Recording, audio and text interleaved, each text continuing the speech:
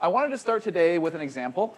I wanted to just kind of do some probabilistic programming, because I feel like last time we didn't write too many programs, and it's good to have a few examples in your mind of like practical and interesting programs. So I thought I'd start with one that I really like, because it's very practical and it's simple and it's small and it's interesting. So it's reachability in a graph, right? So the idea is, imagine this is a computer network. Okay, this is a computer network. Each of these are like routers, right? So maybe we'll give them, I don't know, antenna, right? Okay, right? Okay. So then what we want to do is we want to compute the probability that the packet gets to the end of the network, right? And to make this interesting, we're going to have a probability of failure for the links, right? So maybe this link has a, let's do success probability. That each one has a 99% chance of successfully transmitting the packet, right? That's going to be the setting. And what's going to happen is, you know, when a packet comes in, this router here, we'll call it R1, and we'll call this one R2, R3, and R4. R1 is going to have to pick which router to forward it to, right? And typical routing protocols, they're going to do randomized forwarding, right? If they're equal cost paths, they're going to just pick one at random, right, to manage congestion or whatever, right? So then maybe there's a 50% chance that this packet will forward it here, and a 50% chance that that router will forward it there. I guess the packet I meant router, right? Okay. So let's write a probabilistic program that computes the probability that the packet will reach the end of this network, right? That's a useful, simple kind of probabilistic program. So what do? So the first thing we're going to do is pick the route, right? And we're going to continue with our kind of monadic style. Now you guys have seen a bunch of monads, right? Hopefully you're getting a little bit more comfortable with the idea, right? So this is going to be a coin flip. And I just told you that we were working under the uniform routing forwarding protocol, right? So we're picking a random path to forward along, and I'm modeling that with a coin flip. And we'll say that, like, you know, if this is true, then take top path, right? And of course, I could have flipped it the other way if I wanted to, right? Okay, and then what am I going to do? So now there's going to be all of these links each have a probability of failing, right? So let's label the links. We'll call this one L1, L2, L3, L4. And then we're going to flip a coin to decide whether or not each of those links fail, right? So we'll say L1, flip. And what do I want to do? Well, let's say that if L1 is true, then the link is successful. It didn't fail, right? So then what should we make the number if that's going to be how we model it? Yeah, 0.99, right? Makes sense. And we'll do the same thing for the others, right? Okay, and I'll just kind of do that, right? They're all independent, right? Each one of them has some independent probability of failure. And then what do I do at the end? This is really the only interesting step. What do I do at the end? How do I output the right probability if I want this to be the probability that the packet successfully traverses the network? Any ideas? Yeah. Depending on the route, so probably like route and something. Yeah. Or not So route and something. yeah, so we can use our friend the if statement if we want, right? Yeah, we've got it. So if expressions, right? So if route, L1 and L3.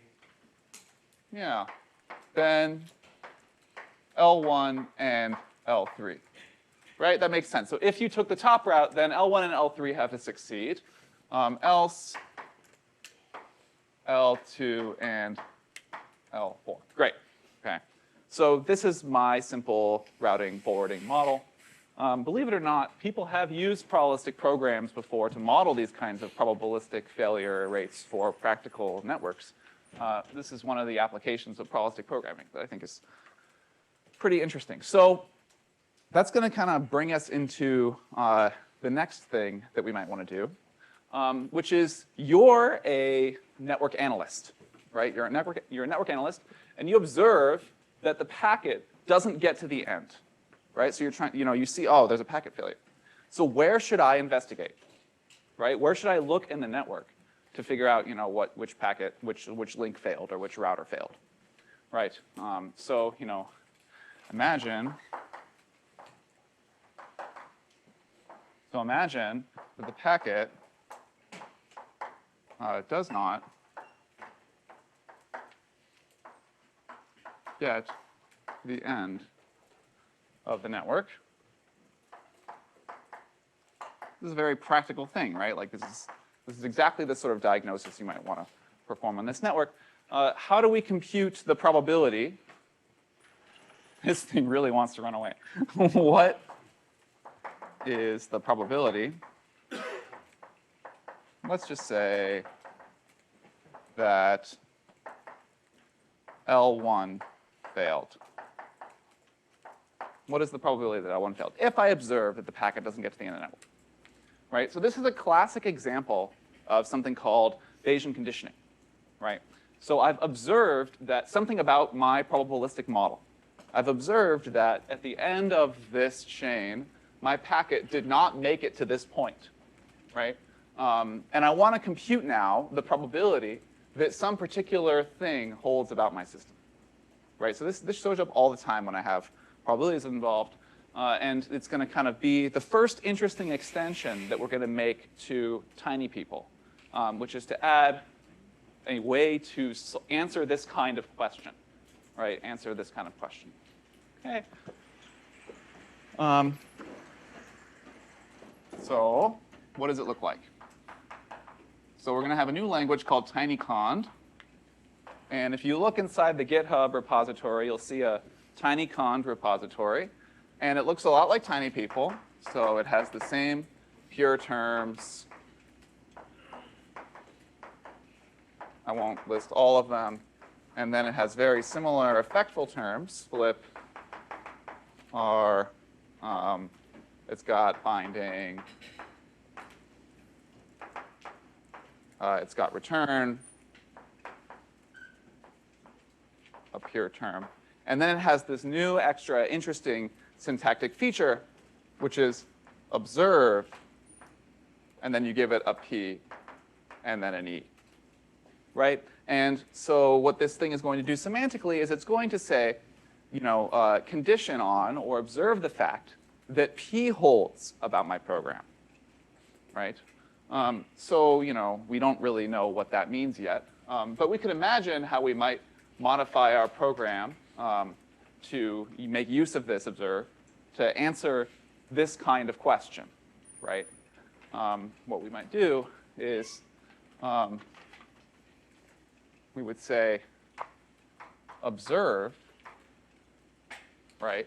And then now we want to observe that the packet does not get to the end of the network. Right? So this expression is true only if the packet gets to the end of the network, so we would negate it. I'm going to use bang for negation. Right? And then I would, pick it up down here.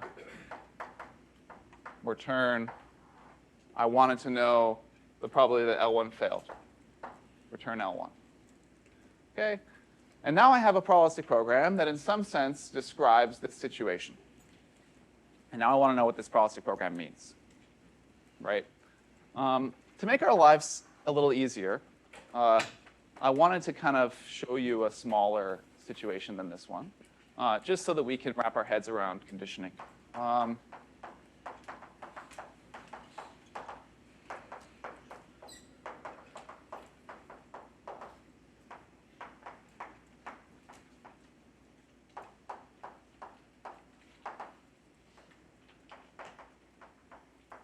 Okay. Here's a really small program. I'm going to flip two fair coins. I'm going to observe that one of them came up heads. And then I'm going to return the first coin. Right? This is a very simple situation. I don't tell you which coin I observe.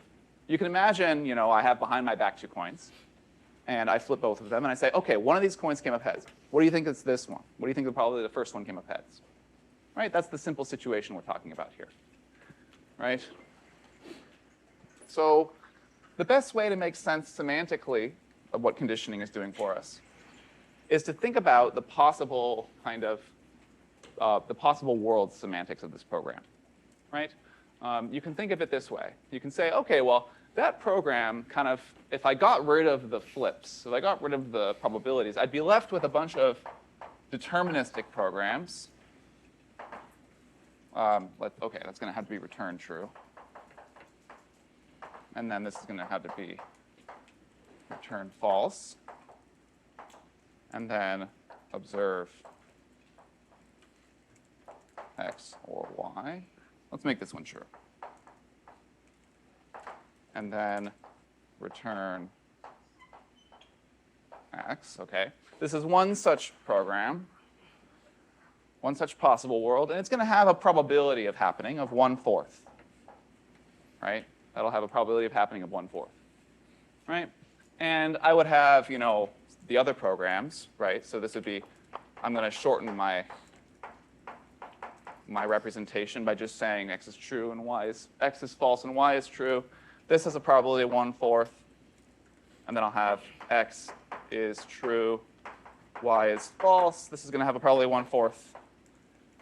And then the interesting case, they're both false, right? And you know, this one will have a probability of 1/4 of happening. But what's the yes, question? Could you clarify? Did you say that you will show us a random coin, or you will show us a coin if it turned up heads? I'm not going to tell you which coin came up heads. But you will only show us that if it did show up heads, though. Yeah. So what this exact program encodes is flip 2 coins independently, flip 2 coins, and then I tell you one of them is true, not which one, just that one of them is true. And then I'm going to return the first coin, right? Now, intuitively, what should happen? Just like thinking intuitively about this situation, what should happen to this probability? Is it 1/2? What should this program return intuitively? You think it should be 1/2, right? Why do you think it should be 1/2? I'm curious. I'm telling you that one of them came up heads. Doesn't that make you think that x is more likely to be true? Right? I'm saying x or y, one of these has got to be true. You just learned something new. Initially, both of these things were equal probability. And then you learn that one of them is true. Doesn't that make you more confident that x should be true?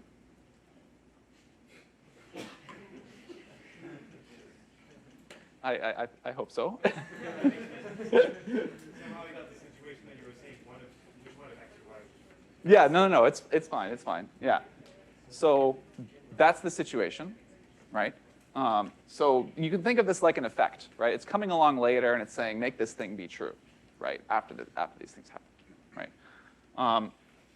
So what's kind of happened is I've eliminated one of my situations, right? I had these 4 possible program runs. Initially, they were all equally likely. They all had a probability 1/4 of happening. But then I'm telling you, this one couldn't have happened. That one couldn't have happened, right? Because I'm conditioning. I'm telling you one of those coins came up true. So in this world where they were both false, that one couldn't have happened. So I have to eliminate that world. Right? That's what this statement means semantically. Does that make sense? Right? So now what I'm left with over here, this is no longer a probability distribution, right? This is no longer a probability distribution because these possible worlds, their probability doesn't sum to 1.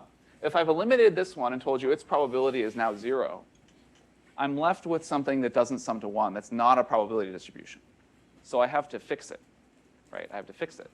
And the way that I fix it is by doing what's called renormalizing, which is I divide by simply the total of the remaining probability mass after I've conditioned, right? So I threw away one of my possible worlds. I was left with some other possible worlds that whose probabilities didn't sum to 1.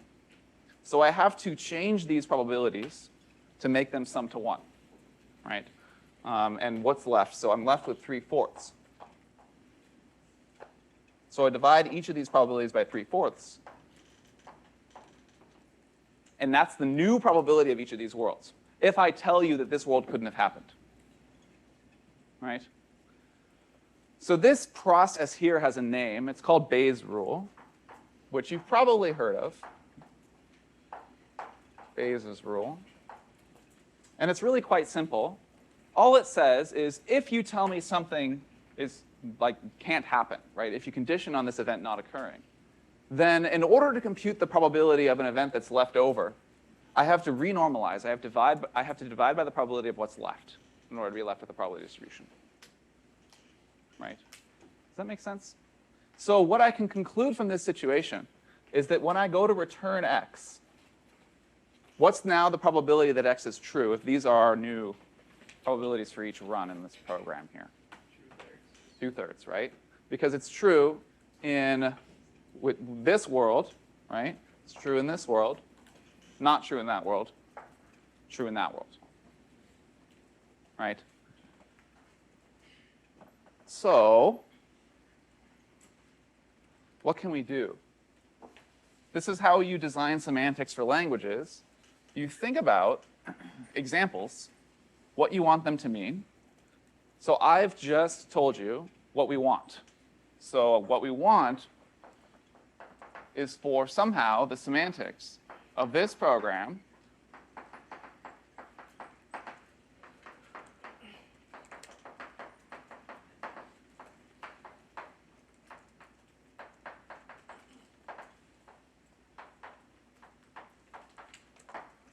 I want the probability that this thing returns true, that's going to have to equal in the end, what did we decide? 2/3. Right? That's our desiderata. Right? Any questions so far about this construct here? Great. Okay. So how do we get that? Well, we're going to define actually two new semantic judgments. I hate this word, but I'll use it anyway.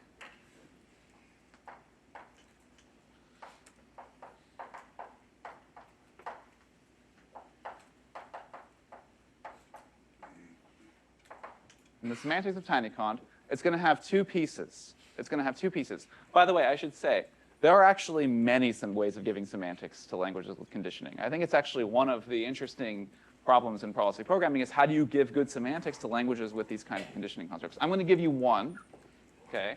And I think it's the simplest one. So the idea is I'm going to have two semantics. One of them is going to be called the unnormalized semantics.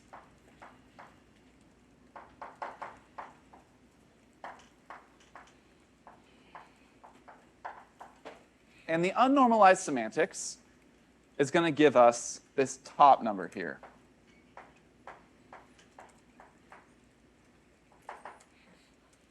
And of course, the reason we're calling it unnormalized is that it doesn't sum to 1, right? That's the idea. So it's going to be what's called, these are going to denote what are called sub-probability distributions. They have all the characteristics of a probability distribution, except they don't sum to 1, right? So it's going to look exactly the same as our semantics from last time, more or less, with the exception of observed. Right? So it's still going to be the case that flip of, what did I call it, R, and then row, and then true. That's still going to be a probability distribution, right? That's fine. I didn't say they couldn't sum to 1. I just said that they didn't necessarily have to, right? So that's, let's say, let's do 1/2. That's 1/2. Okay. True will be the same. Oh, and I wanted to note this with a subscript of u for unnormalized. Okay. And then true in an environment row. That's going to be 1 still, right? They're all basically the same. Right? And then when we get to observe, that's when the fun is going to happen.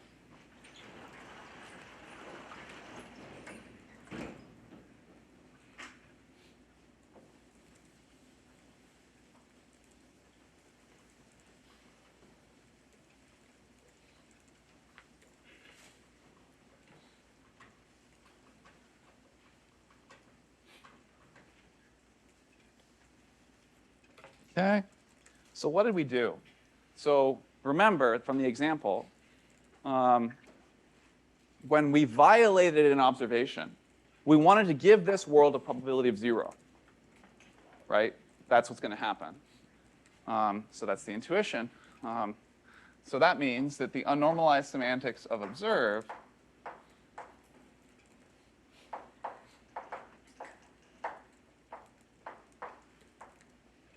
let's say V. What do people think? If that's the intuition, what do people think? This unnormalized semantics for observe. Any conjectures? Any ideas? Yeah, what do you think? Just add up the top numbers from the world set from Yeah, so notice this is supposed to be a compositional semantics for observe, right? So all I have here is this sub guy here, E, right? So in the end, I am going to have to do something that involves adding up all these numbers on top. But this is like, within the context of having reached this observe here, right? So let me show you. Let me show you. So it's going to have two cases. It's going to say, if, when I evaluate this guard here, and remember, this is just like the normal pure semantics. Remember, these are maps from environments to Booleans, right? If this is equal to true, then I want this to kind of do nothing, right? If I'm observing a fact that's true, well then I'm not gonna take any action at all. I don't want to change the computation, right? Then all I'm going to do is evaluate the next term, right? I don't do anything. Essentially, no op.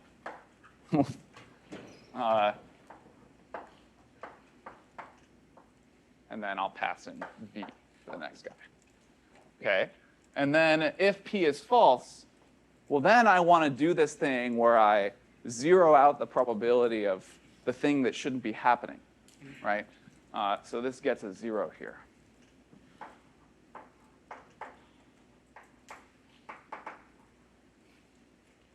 Okay? And we can kind of, let's think for a moment about why those semantics, why these unnormalized semantics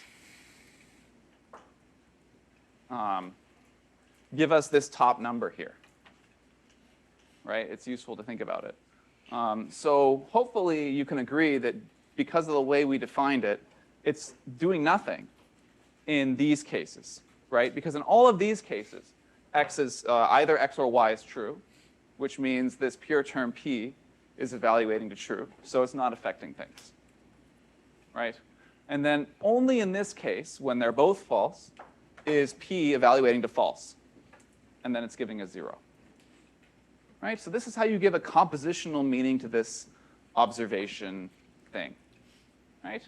But we're not done. We're not done, because we still need to get the number we actually care about, which is the normalized semantics, right? And so how did we get those normalized semantics? Well, we computed them using the unnormalized semantics, right? We essentially just summed over the probability of everything that was left over, right? So we can get that from the unnormalized semantics. These are called the normalized semantics.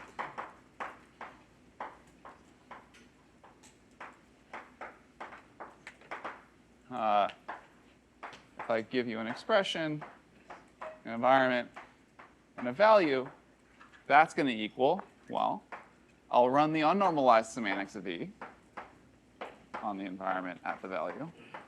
And then I need to normalize that, right? I told you this guy is a sub-probability distribution that may not necessarily sum to 1.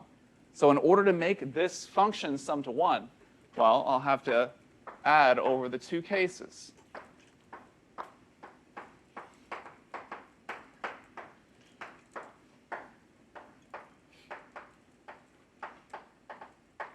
Right, I add over the true case and I add over the false case.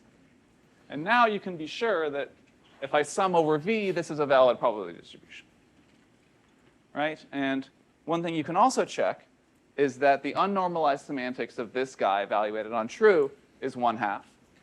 And the unnormalized semantics evaluated on false is 1/4. Right? Any questions? Yeah. Should there be a U beside the E on the top right? It's unnormalized. Refers to the unnormalized. Yeah, I'm missing some U's. Thanks. That one's got it. Yeah, so only that one. Yeah. Yeah. Question? Yeah. I guess one thing I expected to see in the semantics was some kind of modification to the environment once we gained new knowledge about the variables. Why don't we need that? Yeah, that's an interesting. So the question is something that you might expect when you're gaining new information is some modification to the environment, right? And why don't we have that? It's to do with the very specific way in which we're defining these semantics, right? So we've essentially, anytime we're evaluating a subterm in these monadic semantics, we've gotten rid of all of the up probability, outside of that subterm. It's all been fixed into the environment, right? So from the perspective of observe, that's why this P is always deterministic, right? And you're not learning anything probabilistic from something that's happening that's deterministic, so we don't have to update the environment. There are actually alternative semantics you can give, which are called distribution transformer semantics. And if you go and watch Justin Sue's older lectures on probabilistic programming, there's a whole different way of giving semantics where the observe would be effectful and it would be changing the probability distribution as you're running the program. And we haven't seen that yet, but that's another way of doing it. And then in that case, observe would condition the probability, renormalize it then. And sometimes that's a useful semantics to use. Yeah. You mentioned how something about how observe P here is this P is deterministic. I'm a little confused by that because here it looks like P is a random variable X or Y. Yeah, I mean, it's a tricky thing, right? So, you know, now that we've seen kind of our monadic semantics, maybe I can give some intuition, right? So when I have an expression like this, right, X gets E, E1 and E2.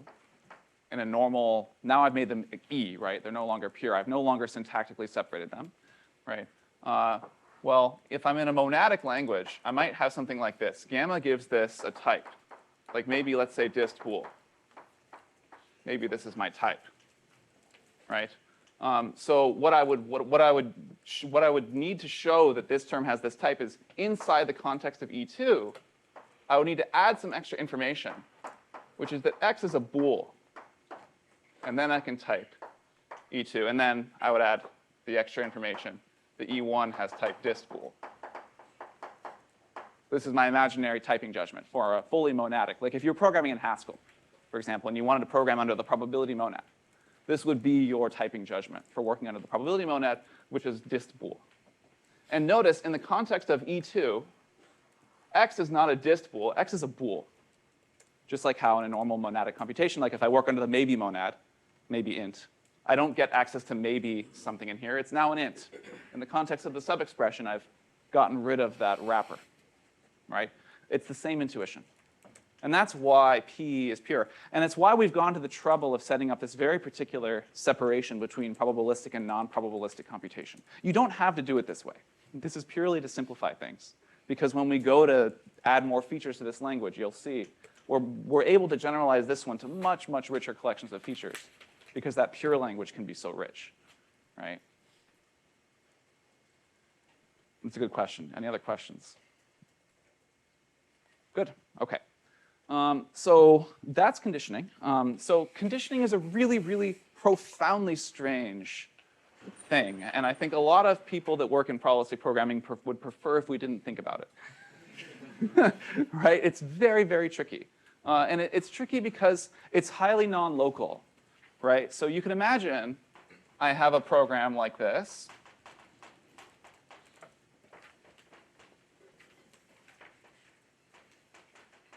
So I flip my coin flip example again. And then I return X. Well, in some sense, this should be observationally equivalent to a program with no observes, where I simply change these probabilities.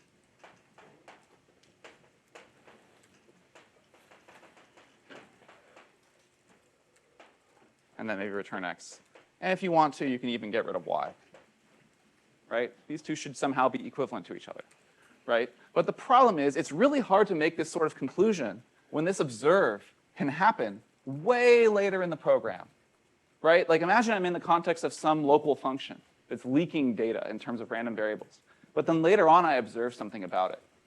Right? It's really hard to conclude local facts about your probabilistic program with observations because they have this backwards reaching effect. They go back in time and be like, you know what? Those two random variables, you thought they were fair. But later on, we found out some new information about them. We found out that one of them was true. Which means now you effectively have a different program, one that's this. Right? But you didn't know that at the time. And if you were doing something like program rewriting based on the fact that these were these, well, you just didn't make a mistake. Right? So this sort of effect, this non-locality of observation is really difficult to reason about. It comes up in other settings too. It comes up in quantum mechanics, right? This is like measurement, if you like that stuff. Right? So it kind of just perturbs the whole world and suddenly makes it so that now these things are different. right? And that's a very interesting thing. Yeah. About the normalized semantics, if you wanted to add a while loop to the long way, would you be able with this kind of semantics to distinguish between while not P, skip, and observe P? Oh yeah, I've been avoiding loops because they're really tricky. Yeah, so the question is, are these programs the same? While true, is this the same as observe false?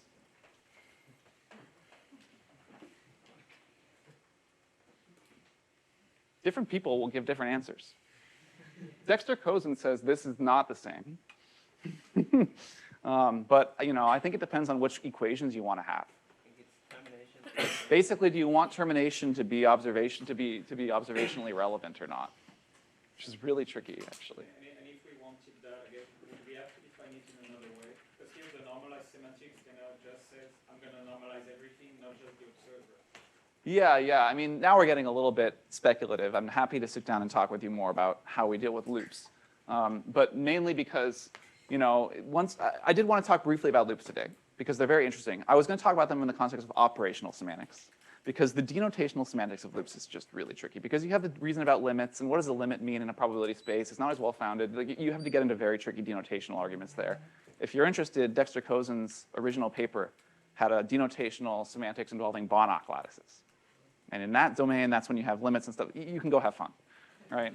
But we're going to keep it from going down that rabbit hole. That's a very deep rabbit hole. Yeah. What is normalized semantics? Is this formula like just conditional probability here on E, or is there a reason why this wasn't written as conditional distribution? You certainly could have. This is exactly, I mean, if you wanted to, you could rewrite this using the normal way you've seen Bayes' rule, right? So the normal way you've probably seen Bayes' rule is that the probability of A given B is equal to the joint probability of A, B, divided by the probability of B, right? And then you take it one more step, you apply the law of total probability, just to kind of fill in, you could do B given A, and the probability of A, divided by the probability of B. And now you can figure out which terms in this program belong to which parts of this picture. And then you also want to break up probability of B using the law of total probability, and that's how you complete the picture. Yeah. In the equivalent program, do we need to have y equals 2/3? In this picture here. No, actually, you wouldn't, right? I mean, like, technically it's true. And I haven't defined this symbol for you, so we're all playing nice and pretending like this is a well-founded symbol. But hopefully you can agree this is semantic equality up to extensional equivalence of functions. Okay, let's go with that one. Well then, yes, this y is unnecessary if you wanted to have the simplest and smallest version. Yeah. Just one question about the observed folks. In this case, you would be dividing by 0 in the non-. Yeah, we'll define this to be bottom if you divide by 0, or you could make it 0, whichever one you prefer. I like to use bottom, but, question. Oh yeah, the question was, in this case, when I observe false, what do I do? Because I'm dividing by 0 if I observe false. That's a good observation, important to see why that's the case, if my program simply consists of this. And the answer to that is, it's bottom, undefined, semantically irrelevant, right? Yeah. Question. You have the same result if you just said if x or y return x, right? Can you repeat the question? So in comparison to our existing program, if you said if x or y return x, that would give you the same result. So the question is, if I replaced which part with if x or y? Last two lines. So if this was, instead of saying return x, say if x, Instead of saying observe, Yeah. say if x or y return x. I think that would be different. But I can't, I'm not going to work through it right now. I think that might be different, but yeah. You can, in general, you can get rid of observe, certainly. But it can be tricky too, right? Because it can have this non-locality, right? Like, is this rewrite always sound? Well, it depends. Is there another data flow where x leaks out, right? Then it might not be sound to remove the observe because I had a data flow and x leaked, right? So observe is very difficult, but it's also very, very useful, right? It comes up in lots of settings, like in this diagnosis setting. Yeah, is there another question? So right Yeah. Are there things like observe X given Y or like different? Ooh. Yeah, so we don't have a first-class notion. The question are there different flavors of observe? Like, can I observe X given Y? And the answer to that is in our language, no. But it is interesting to consider the kinds of observations. And in fact, in probabilistic programming, you'll see lots of flavors of observation, right? Like if you go and read the papers, you'll see there's lots of languages that deal with this construct in different ways by giving it different syntax.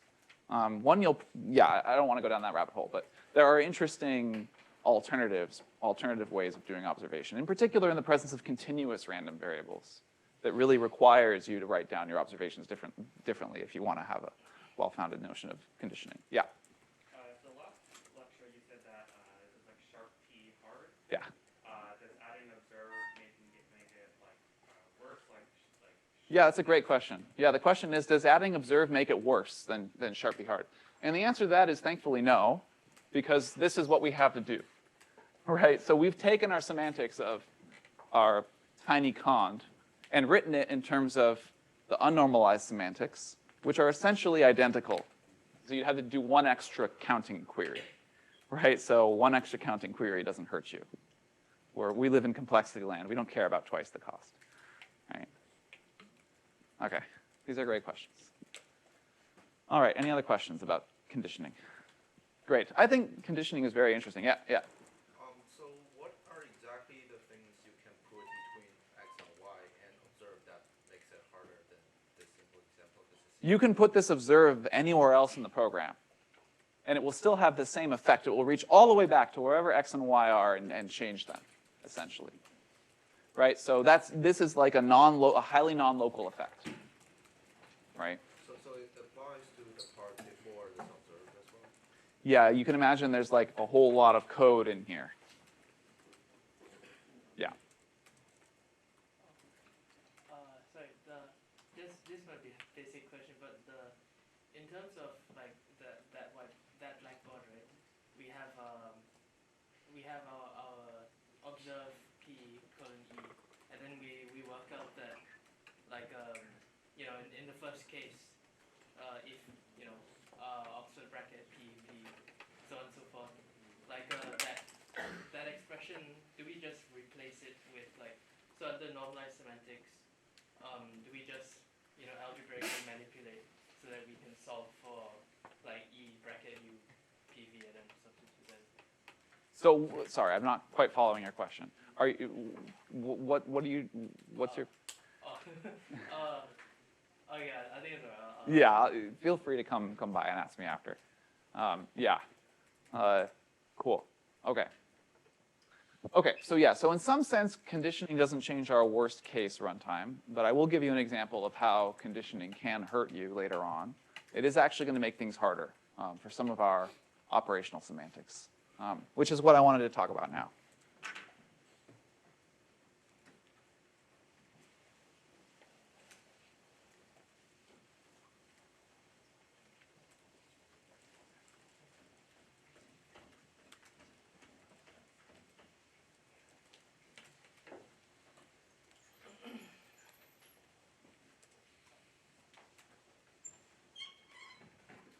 All right. Let's talk about operational semantics, so dynamics.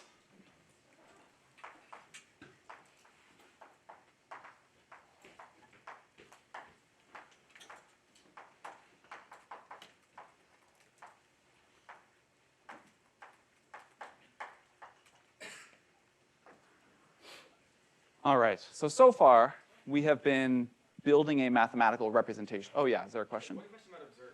Yeah. Could we not commute it all the way back up to the last assignment in its argument? Yeah, Tests in cleaning algebra?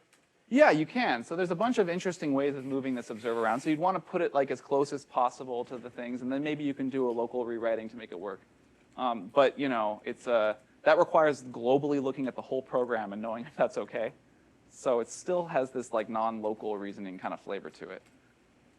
Yeah, because like for example, I don't want to get too far into this, but you can definitely leak information that makes it so you can't commute and observe up as far as you'd like to.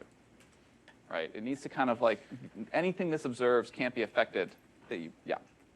I don't want to get too into that, but it is an interesting question of where you can push that observe up. And there's actually, in practice, a lot of use for pushing it up as far as possible. Right. OK. So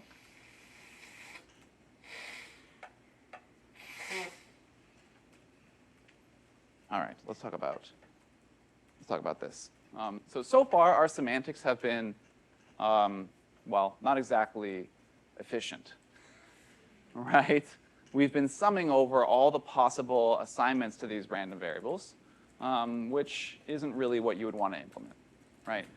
So what would you want to implement in practice, right? At the beginning of the first class, I promised you that we would talk about how you actually implement these things and how you actually get runnable probabilistic programming systems.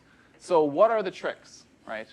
So I think, the way that you can organize these things is we want to come up with a runtime or some way of running these programs so that we don't have to resort to these worst case exponential sums all the time. Now, of course, in practice, we can't always avoid the worst case, so we want to have runtimes that work well on interesting examples, right? So the simplest one, and the one maybe you've been thinking about since I've started talking, is sampling, right? So what does that look like? So let's go back to my two coins example where I flip 2 coins. And let's return x and y. Or, yeah, what the heck, x and y. OK, so I flip 2 coins and I return their conjunction. Right? And you could imagine I run this program a whole bunch of times. Right? Run this program a whole bunch of times. And I get true, false, false, false. Maybe I run it 4 times. How would I run it? Well, the way I would run it is the way you probably expect, right? When I hit a flip, I call a random number generator, and I get a Boolean, right? And now I've gotten rid of the randomness. And then I can continue running my program like a normal interpreter, right?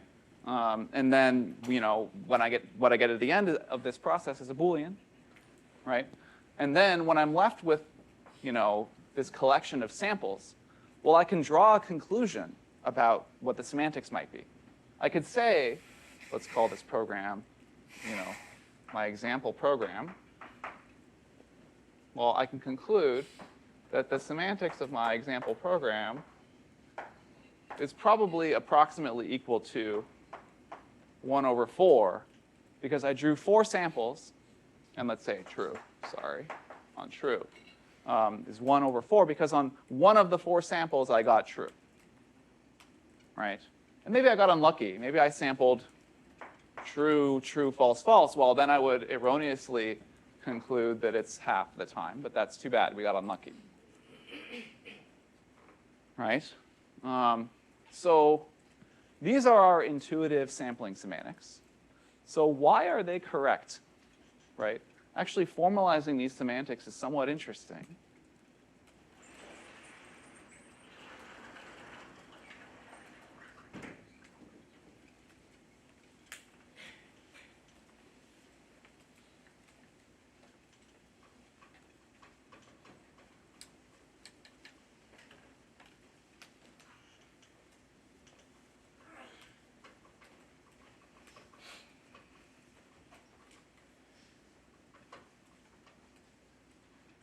So pretty much every single probabilistic programming language widely used today makes use of the following trick to approximate the semantics in practice.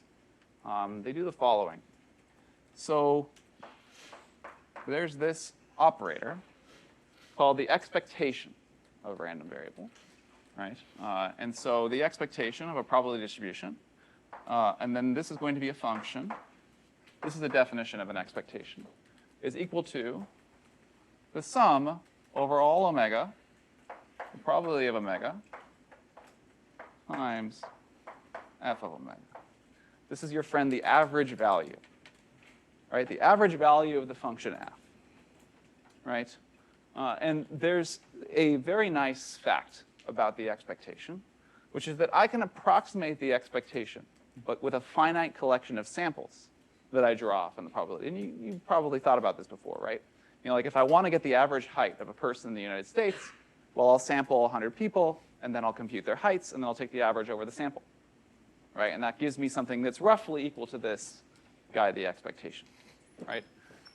So this is going to be equal to approximately 1 over n times the sum of omega, and then I'm going to use this new symbol, this twiddle symbol, which means drawn from this probability distribution, f of omega, right? That's the average value that you've all probably seen, right? I take n samples for n finite, right?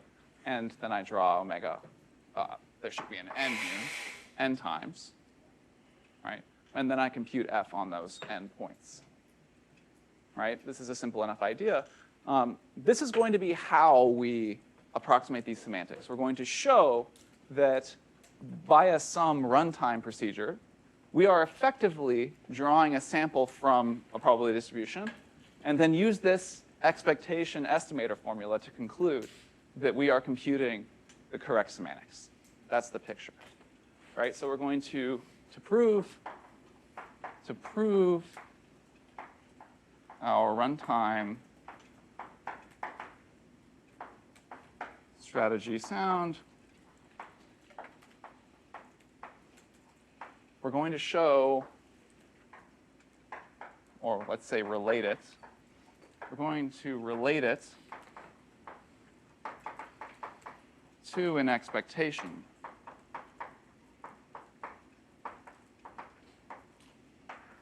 That we can, and then we're going to use the sampling estimator to conclude that with some finite number of runs from my program, I'm going to get something that's close to the semantics, right? This expectation is going to equal the semantics. This is a roadmap. I'm going to show you exactly what I mean in a second. Yeah. I'm not really convinced yet that this is somehow more efficient, right? Because we have to run the program often enough that we get a good approximation. So the point of doing that is that this is somehow faster than propagating our limitational semantics. Yeah. That's a great question. Yeah, so the question is, I'm skeptical.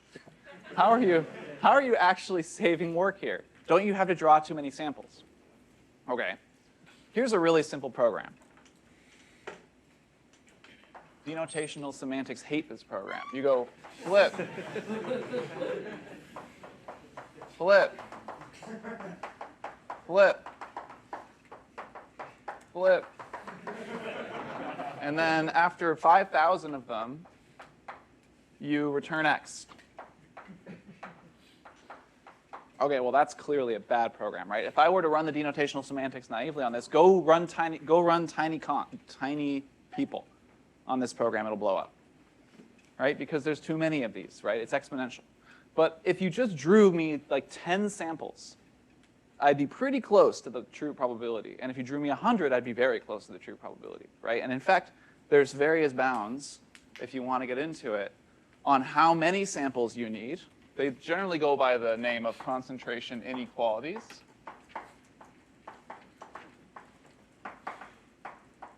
Which can bound how quickly a random variable's average approaches its mean.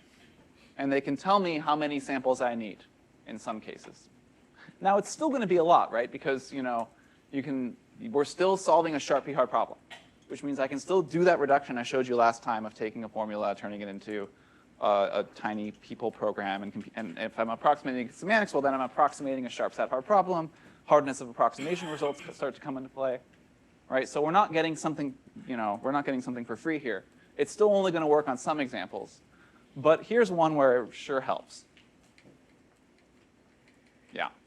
So in the flip situation, you already know a priori what the mean is supposed to be. So it seems like here, with some, maybe clever algebra, we could find the expected value of any program based on the expected value of each atomic, the flip, so to speak. So is there a reason why we're doing this sampling in the first place?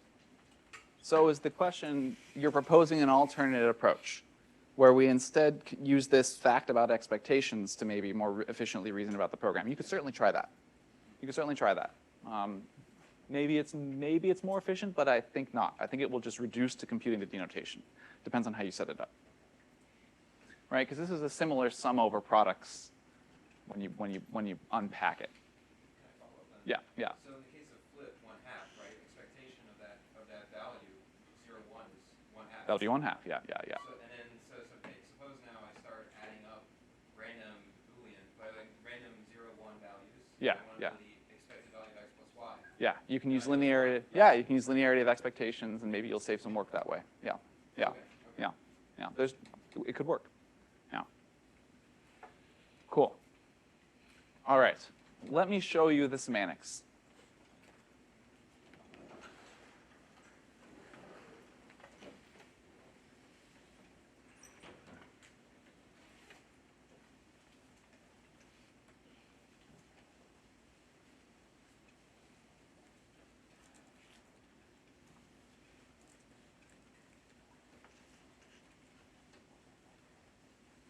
Okay, so what's the idea? So it's going to be like a big step semantics, right? This is a runtime, right? So what's the form of the judgment? You could, of course, also do a small step if you like. We're just going to do a big step here. So the form of the judgment is going to look like this.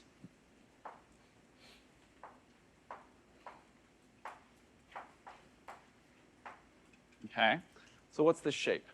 So this guy here, this sigma, this is going to be a stream of random values. So this guy is going to be in, and let's keep it simple for now, an infinite stream of Booleans. So 0 or 1, true or false. Right?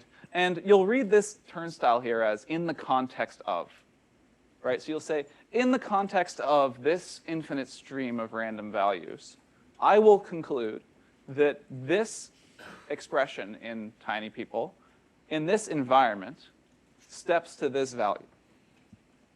Right? So in the context of sigma, this term will step to that value. Okay, that's going to be the form of our judgment. So what do? We kind of externalized the randomness, right? We took all the randomness out and essentially made it a parameter. Now it sits over here.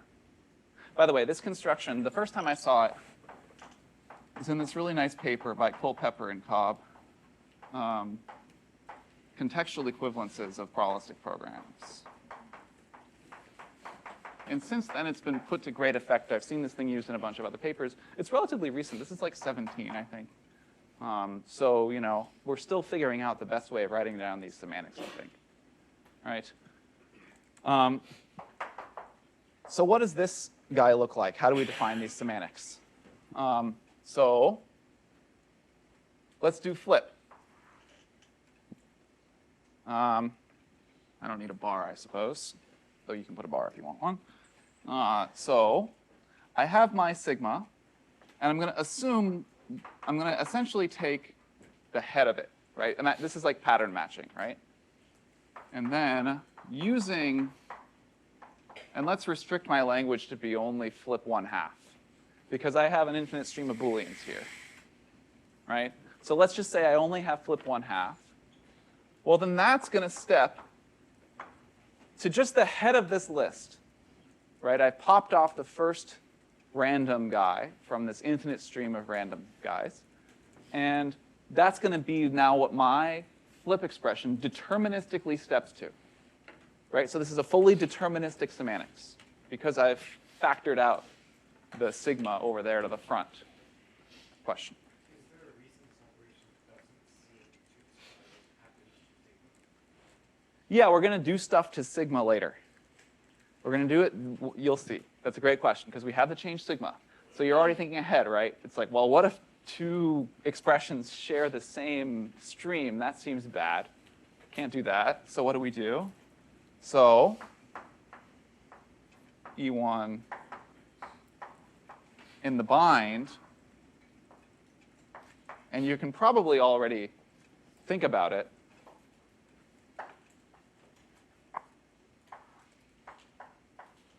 Well, we've got to split this sigma up, right? We have to make sure that this guy gets his own stream and this guy gets his own stream. So what do? I define a function. I'm going to call it pi L. And all it's going to do is split this infinite stream up into two independent infinite streams, right? And you can construct pi-L however you want. Let's say this is the even indexed elements of the list, so filter by even. Great.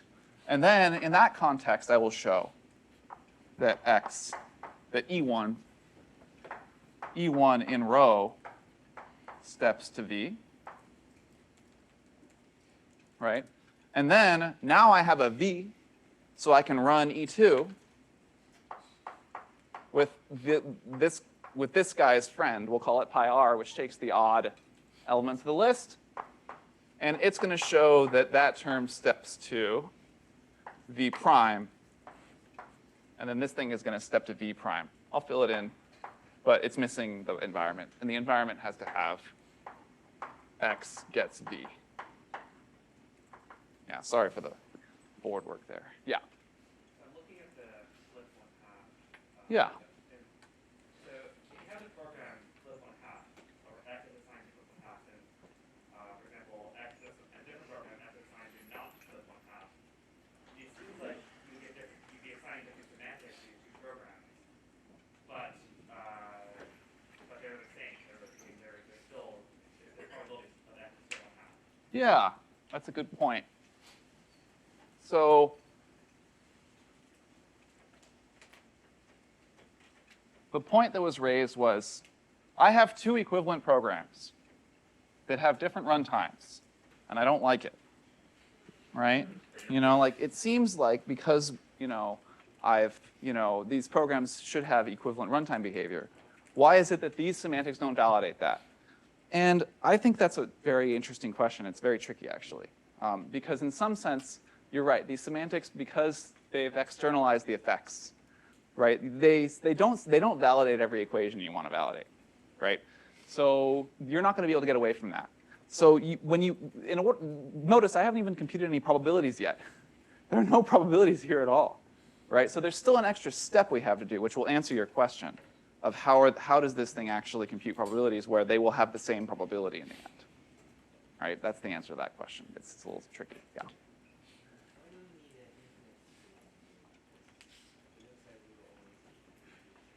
Yeah, the question is, why do we need an infinite stream? It's convenient, right? So, it's particularly convenient for our proofs, because in our proofs, we're going to make use of the fact that I can split an infinite stream up into two infinite streams. Otherwise, my proofs will be indexed by k, where k is the amount of randomness I have left, and then I have to worry about my inductive hypothesis and stuff. But you could do it. It wouldn't be too bad. Now, this one's going to generalize nicely, right? If I have programs with loops, I'm going to be able to give them a runtime with this, even if they have an unbounded number of coin flips, because I can just keep drawing from this infinite stream and keep running that program. So it's nice that I'll be able to cleanly generalize these semantics to handle much richer kinds of languages, like with unbounded number of coin tosses. Yeah? Back to the earlier question about two similar programs that behave, does it not distribute to these two programs have the same behavior modulo sigma? Yeah, pretty much. Yeah, you'll be able to come up with a measure-preserving translation between sigma that makes them observationally equivalent. Yeah, maybe I'll show you that in a second. Yeah, it's an interesting question. Okay, so we've got our sampling semantics. I guess I didn't show you the pure one. For pure, return P. We're going to need to define an auxiliary reduction rule for pure terms, and that can be your favorite, right? That can be the normal one for the simply typed, untyped lambda calculus, whatever. It just needs to be able to run in an environment to evaluate. It's going to completely ignore sigma. That's one of the really nice things about factorizing our language in this way, to put all the randomness in one place, is you can kind of just have a vanilla big step semantics here for your pure sublanguage. Yeah. For the previous rule, can we interleave, instead of taking projections, can we have like sigma and then sigma's prime interleave in the bottom? Sorry, you're a little quiet. Can you repeat the question? In the bottom part, can we, instead of taking the projections left and right, can we have sigma and sigma prime interleave it in the bottom? Yeah, the question is, could we instead have done some pattern matching here? where we interleave, yeah, that's fine. Yeah, it would function, you would have to, it would work out to be very, very much the same. Yeah. Because then you'd have to construct the interleaving and, you would still have to do some work. Any other questions about these runtime semantics? Yeah. Maybe a bit off topic, but could you use this approach to work about or reason about continuous probabilities? Yes, indeed. Amal mentioned briefly in her logical relations lecture how much easier it is to talk about rich language features operationally, right? Because all I have to do is describe what it means to go from one state to the next state, right? Which is somehow so much easier, right? And all my randomness is gone. I just have values now, right? So it's going to make it so much easier to write down runtimes for rich languages. Like, for instance, adding reals. How would we do that? Well, let's make sigma be a countably infinite. I'm using this power set n, by the way. That's like a countably infinite product, right? So imagine this is like a bunch of intervals, 0, 1, 0, 1, right? So then sigma will be in there. This guy here, by the way, is called the Hilbert cube. Very fun name. If you have this, then you can imagine a way of giving a semantics to uniform. If I wanted to get a uniform sample from the interval, well, I would just pull off the first element of sigma, and that would be what my uniform steps to, right? And then I could do arbitrary flips, right? I could make my flip parameter be v, and then I would just make it r is less than v or something. Right? So you could certainly do this, and this is not such a bad object, actually. This Hilbert cube is not so bad from a theory standpoint, but we're not going to talk about it too much. The infinite stream of coin tosses is already interesting. Where did I put my chalk? Yeah. Question? Yeah. When are we going to talk about probabilities? Yeah, let's talk about probabilities. Great. Okay, so I've told you how to run a program. Now what I'm going to do is I'm going to relate the runtime of that program somehow to an expectation, right? Which is then going to be related to my denotation, right? That's the recipe. So what do we need? Well, remember, like the idea with an expectation is I'm sampling from all the people in the United States, right? Estimating their heights. Okay. Well, what's the set of possibilities in this situation? Well, of course, it's the elements of this sigma, right? So I'm going to want to compute something like this. Sigma is drawn from some probability distribution, right? And then in here, well, I want to say something. This is going to be my notation for like the function, the indicator function that's 1 if its argument is true and false otherwise. Iverson brackets, you might call that. So what I need is I'm going to run these semantics. I'm going to define like a eval function, right? And quickly you can verify that this big step semantics is deterministic, well-founded, and therefore defines a function that takes you from sigmas, terms, and environments to values. Right? Hopefully you can believe me. And we're going to call that function eval. Right? So if you give me an e, a sigma, and an environment, that's going to run e in this sigma and this environment to a value. And maybe that's equal to true. Right? So I am computing an expectation where I draw from sigma, and then I count how often this guy evaluates to a value. Well, what I want is for that to be equal to the semantics of E when I run it on the environment row. Right? So, I'm drawing lots of samples from this entropy space, sigma. Right? And then I'm running my deterministic semantics on those samples. Right? And then I want that in the end to equal my semantics. Then I know that they're somehow adequate, right? I know that this thing is in fact giving me an approximation of this. Yeah? So can you repeat the question? Have we defined PR? Oh, you caught me. He caught me. Oh, no. He asked me, what's probability? Yeah. So this guy here, this probability here, that's the uniform distribution.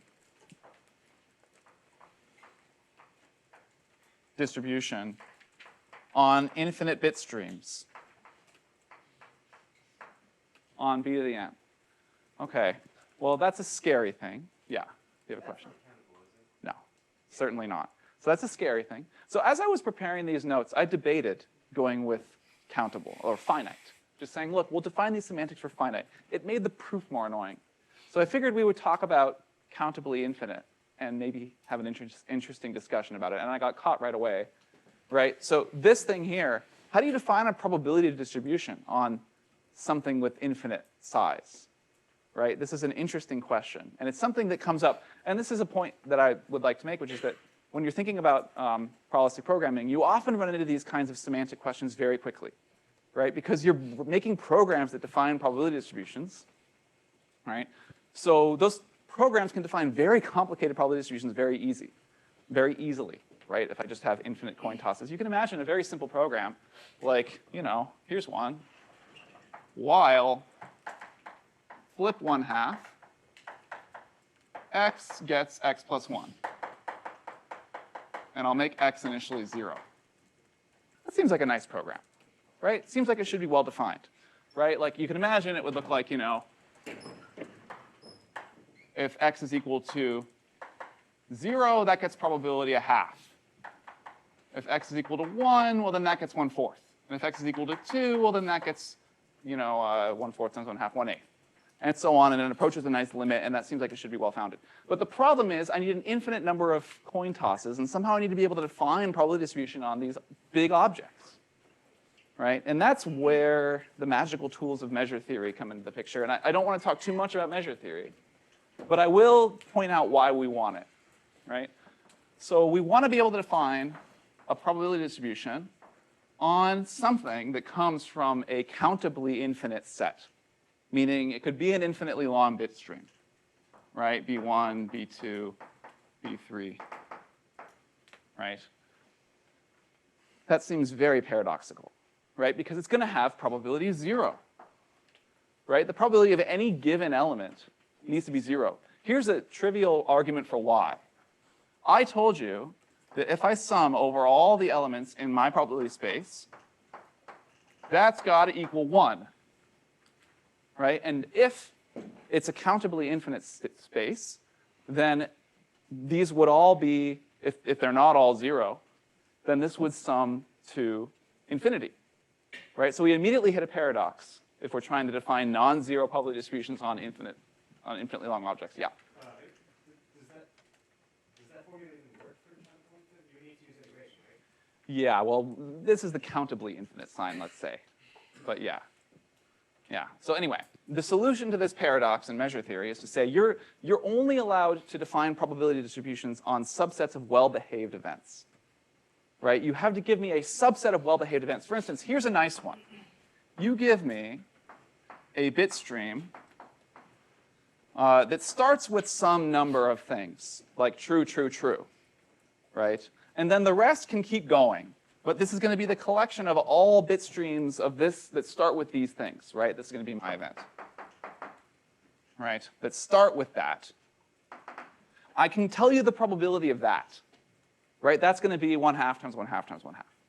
So the probability of finite bit streams concatenated with all the infinite ones, that's well-founded. That I can give you the probability of by computing 1/2 times 1/2 times 1/2. But then the infinite ones, I'm not going to be able to give those things probabilities. Or they'll just be 0 trivially. Right? Now that's all the measure theory I want to talk about.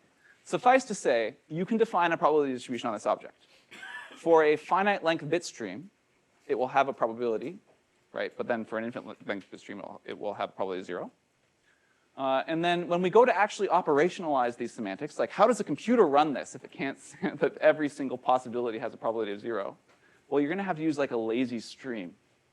Right? You're going to have to just be sampling pieces of this as needed, right? And you can know that that is going to have a well-founded probability distribution that you can sample from. So it's surprisingly tricky, right? Giving a runtime semantics for these programs using externalized randomness is actually surprisingly tricky. Yeah? So far, I think, if I got it correctly, we're only looking at the case that we do flip 1/2. Yeah. And I was wondering if we generalize this, would this then require us to somehow know what probability we have to draw like our random number from for the stream at like the ith index? Yeah, the trick to doing that's a good question. So the question is, let's say I wanted to generalize beyond flip 1/2, how would I do it? Without having to know like when I would access particular probabilities within the stream, right? So there's different tricks you can use. One way is to use loops or something, but I think the easier way is to just make sigma be this guy, the Hilbert cube. Then if I want to get a biased coin toss, what I can do is I can say flip R steps to, if I have V : sigma, that's going to step to V, let's say R is less than V. I think I got that right. So you can compare the parameter to V, because this is going to be a number between 0 and 1. And you know if you need to go from a uniform distribution to a distribution on Booleans, you can use this trick, which is also called the inverse CDF trick. That's the trick. It's a good question. I think the semantics of probabilistic program runtimes is very rich, actually. It's quite an interesting game you have to play here. So anyway, we want to prove this theorem. So I'll show you one case.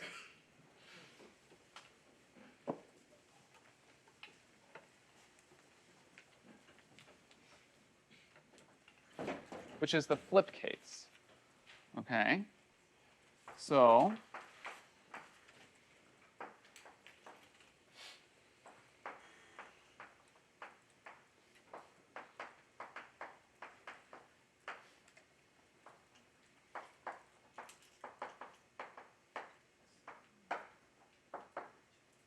we have to show this equals 1/2. Right? We have to show this equals 1/2. Okay. So what facts do I need to know about this E guy here to show this? I have to know a few lemmas.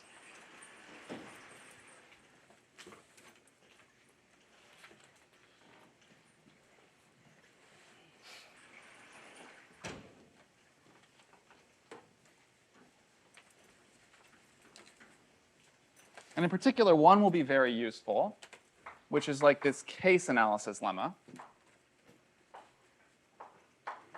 For any function f, we're going to be able to show that I can essentially peel off the first element of sigma. Right? This is going to be 1/2 plus f of sigma.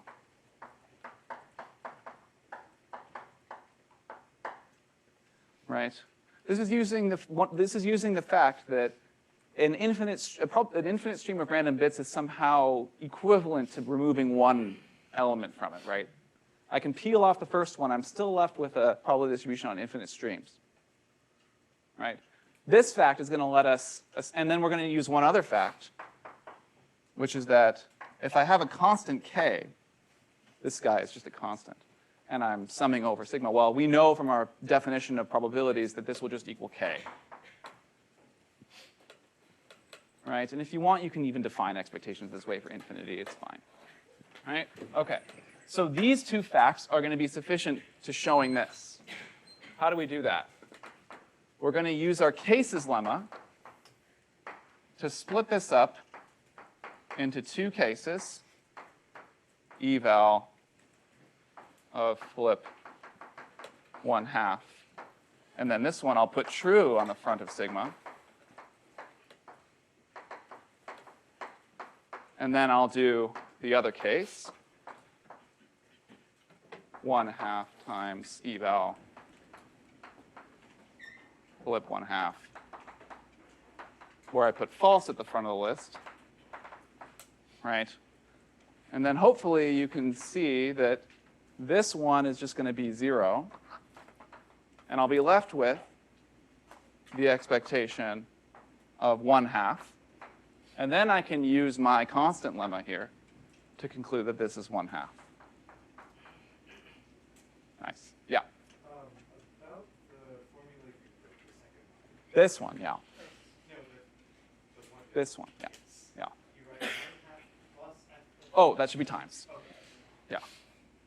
Yeah. Should you deconstruct sigma as well, or The trick is that you don't have to because it's an infinitely long stream.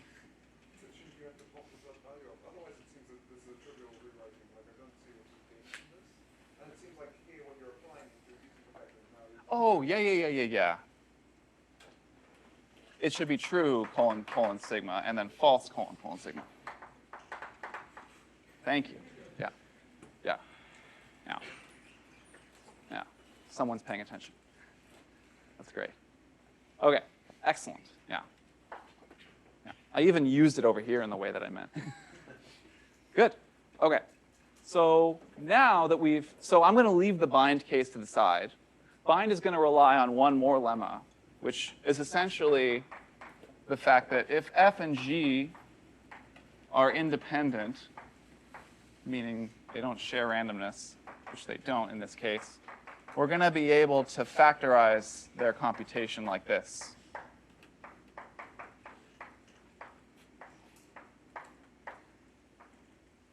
That makes sense, right? Like, imagine if I have the average over two things that are independent from each other, I should just be able to take the product of the two, because they don't depend on each other, right? That's going to be what we need for bind. I'm not going to have time to show you that, but you'll be able to use that for bind. It's a cool exercise. It'll be in the notes if you want to look at the notes. I have it in the notes. So now, what we have is kind of a really nice recipe here for showing that I can. And this is kind of like your cookbook, right? I can give a denotational semantics for my probabilistic program, and then I show that there's some operational semantics, and then I give an expectation on that operational semantics and relate it to my denotation, right? Then I can go to implement this operational semantics by using my expectation estimator, by taking some finite number of samples from this guy and running the program on that finite number of samples. So this is how you formalize that seemingly straightforward thing I showed you at the very beginning, where you just draw 4 samples and then you conclude that if 3 of them come up true and 1 of them comes up false, it's 3/4. You have to essentially go through this effort, right? So sometimes it's harder to prove something than just to reason about it intuitively, but this is what you do. Yeah?